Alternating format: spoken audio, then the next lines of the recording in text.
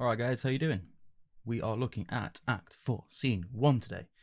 And this is the plan kind of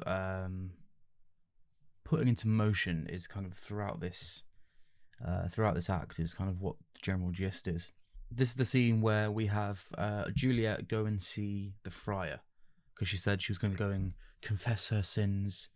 And if you remember, the thing she said at the very end of the Act 3 scene was that if all else failed, she had the power to die. So she's got nothing else to lose. So she's off to see the friar, and we see the friar talking to Paris, and then Juliet turns up. So we've seen that Paris has told him already the plan from Lord Capulet. And he says, "On Thursday, sir, that time is very short." Not going dramatic irony, we know why he's maybe reacting a bit differently than he normally would.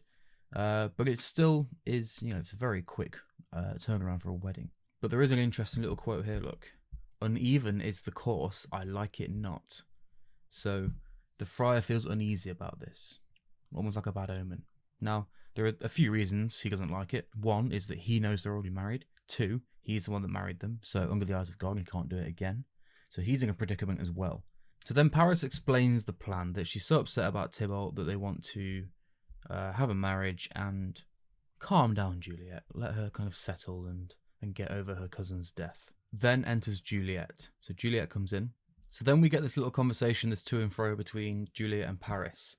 And he's saying, "Oh, why are you here? What are you doing?" And she's saying, "Oh, I'm here to confess.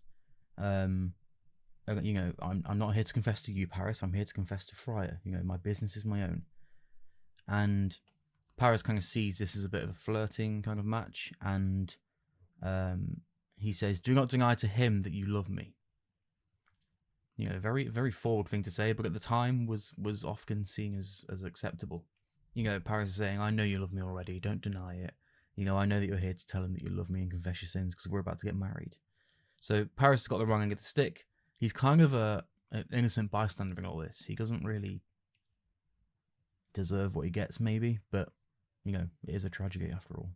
We get a great little quote here, look. "Poor soul, thy face is much abused with tears." And he's absolutely right, that it's almost as if she's been beaten by these tears, that she is absolutely kind of tortured by it. And I've no doubt that she is. She's so impulsive and she's so emotionally driven, as we saw in the last scene, that she would absolutely this is almost abuse for her. It's torture. Yeah. And also, poor soul, that it's not just kind of her physical being that, they believe is suffering. It's also her soul, her actual kind of innate Juliet, rather than just the physical Juliet. Now, then we get a kind of a little sad realization for us, but it's unfortunate for Paris. He says, "God shield, I should disturb devotion." He thinks that she's there to confess because she loves him and she wants to marry him on Thursday. And he says, "I don't want to get in the way of devotion." Now, obviously, we know she's actually devoted to Romeo. And again, dramatic irony there, that we know that he could not be more wrong about kind of being devoted to him rather than Romeo. And also that alliterative there as well, disturbed devotion. Think about alliteration and why it's used. Yeah, I know it often seems like quite a primary school thing to talk about, but all these techniques are there for a reason, and kind of people talk about them for a reason. Alliteration makes you focus on those words, and it makes you zoom in and remember those words. Yeah, if someone says, "Could you please brush your teeth twice a day, please, 30 seconds in each quadrant," that's not memorable. But if you say, "Hey, teens need terrific teeth," it instantly becomes memorable. It becomes something that you remember and that you kind of are more likely to take on board.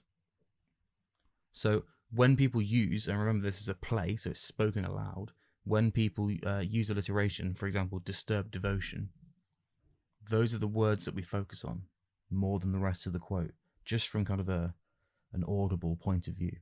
So Paris leaves, and Juliet kind of reveals how she really feels. "Come weep with me. I'm past hope, past care, past help." Yeah, so she's repeating that past, that I'm past this, I'm past this, I'm past this. I'm done. Like, I feel absolutely done. I can't believe what just happened. Then we get a very similar scenario to Romeo.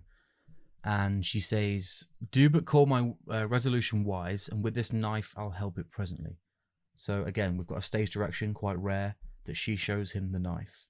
She's absolutely at knife's edge, quite literally. Yeah, she's done. She's absolutely done. And we're seeing that impulsivity returning. We're seeing that she's also willing to go to the absolute extreme to not have to go through with what the plan is, basically. And she talks about the contextual ideas here. Look, God joined my heart and Romeo's. So we're already kind of eternally bonded because we're married. God has joined us. Yeah? And there's an interesting kind of thought about, well, what would God really want at this point? Would he be on the side of... Basically, there are arguments for both sides that he could have been on the side of, Lord Capulet and Lady Capulet because they have every right in the Bible to have their kind of way. It talks about honouring the mother and the father and kind of not disobeying your elders. But also, it talks about kind of the holiness of marriage. So there's a whole kind of battle almost between people using the Bible and religion for their own kind of, for their own purposes in this play, basically. Look, she kind of sums up the feeling she has. "Be not so long to speak. I long to die if what thou speakest speak not of remedy." So why are you taking so long to answer? I don't understand. Why are you not interrupting me with a perfect plan? She's relied on older people her entire life, and at this point there's no kind of immediate response, and she doesn't want to wait. She's too impulsive for that. "I long to die if what thou speakest speak of not of remedy." So if you're here just to... It's very similar to Romeo. If you're here just kind of to scold me, then I don't want to hear it. Then, I'm going to die. I'm going to kill myself. Now, the friar tries to temper this by saying, he says, "I do have an idea, and if thou darest, I'll give thee remedy." He shouldn't have said that, really, because he should know better than to kind of tempt her with the idea of, would you dare do this? Because she feels she's so in love with Romeo, and she's so devoted and obsessed with him. So, of course she's going to do it. Of course she is. Yeah? And the idea of remedy, the idea that something's going to be fixed, obviously we know dramatically it isn't. Star-crossed lovers take their life. But, it's him trying to be helpful. We get this whole bit with Juliet saying, "Doesn't matter what it is, I will do it." Yeah? So she says, "Tell me to leap rather than marry Paris, from off the battlements of any tower, or walk in kind of dangerous ways, lurk where serpents are, chain me with roaring bears, hide me nightly in a charnel house, covered quite with dead man's rattling bones."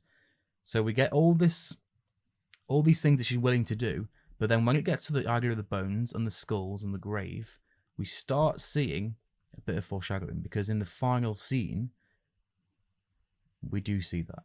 And I think this kind of sums up how she feels. I will do it without fear or doubt. That she's absolutely fine to do this without fear or doubt. And it's as if she kind of doesn't feel those things anymore, because she's so driven on loving Romeo. Yeah? And that modal verb as well, I will do it without fear or doubt. Now, then comes the plan. So, again, we get some rare stage direction. He holds out a vial, so like a little kind of measurement of fluid. And he explains that what you're going to do is you're going to drink this before bed, and it's going to kind of mimic death for you. Basically, the plan is that she will fake her own death. She will drink this thing. They'll find her. They will try to put her to rest. So they will go to kind of their... Every kind of really rich family would have their own kind of huge tomb where all their kind of ancestors would be. You wouldn't be buried in the ground. Ooh, no. And she'll be put in there, and then she will be saved by Romeo. So the friar will contact Romeo, let him know the plan. Romeo will come, take them, and then they can run off and live happily ever after. That's the plan. Now, again, we obviously know the most lamentable tragedy of Romeo and Juliet does not end happily ever after, and it ends pretty badly. So we see Juliet again being really, really impulsive. Give me, tell me not of fear. She doesn't want to hear about it. She just wants to do it. Don't tell me the dangers. I just want to get on with it. Yeah, which obviously is not the right way to go about life. You need to kind of consider danger and kind of consider any adverse things that might happen. But she's ignoring that. Yeah, think about this commanding words there. Give me, tell me not of fear.